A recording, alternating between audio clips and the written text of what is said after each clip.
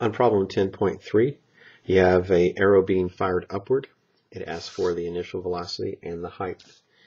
The tendency is to say the initial velocity is 0, but we're really asking for here is the muzzle velocity, or the velocity at which the arrow leaves the bow.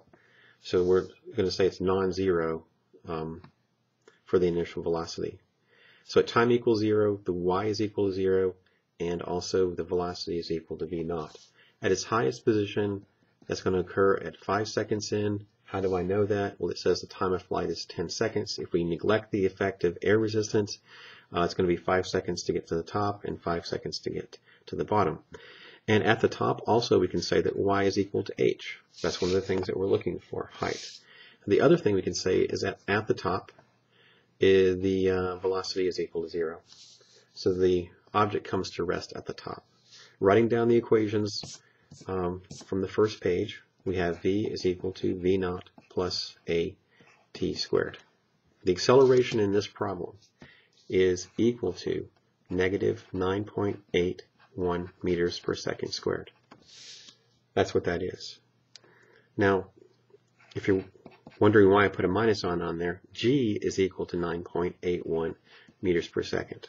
That's the constant g. But the acceleration is negative 9.81 meters per second squared downward. That's what goes in right here. And I put a square on there, and I should not have done that. My bad. I bet you caught that already. If you're solving for v0, then what you do is you say v0 is equal to velocity minus at. Now, what you can do is say that at the top of its trajectory, let's just change this up a little bit, do it a little bit different. You can say that the velocity at the top, you can make this general equation specific to at the top, dot, dot, dot, just like we did in class. At the top, the velocity is equal to 0 there. There's our unknown, plus negative 9.81 meters per second squared, times time, which is 5 seconds.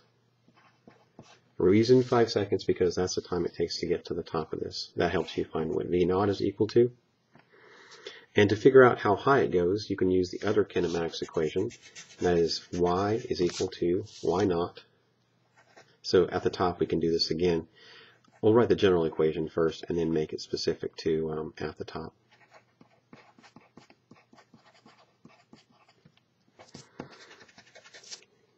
So down here, at the top of its trajectory, the y becomes h. You can assume the origin is down here on the lower left-hand side. So that would be 0, plus whatever v0 we got from the previous problem. I'm just going to put v0 right there. Time is going to be 5 seconds if we're talking about y being equal to h. So it's not going to be 10, it's going to be 5 seconds because we're looking at the value of y at the top and the value of t at the top. So everything here has to be at the top of its trajectory, except for v0 because that's the initial velocity, not the final velocity. 1/2 negative 9.81 meters per second squared times 5 seconds. Again, we're using 5 seconds. At the top, make sure to square that. Negative 9.81 meters per second squared for the acceleration due to gravity. That'll tell you how high it goes. The power of physics allows you to predict the future.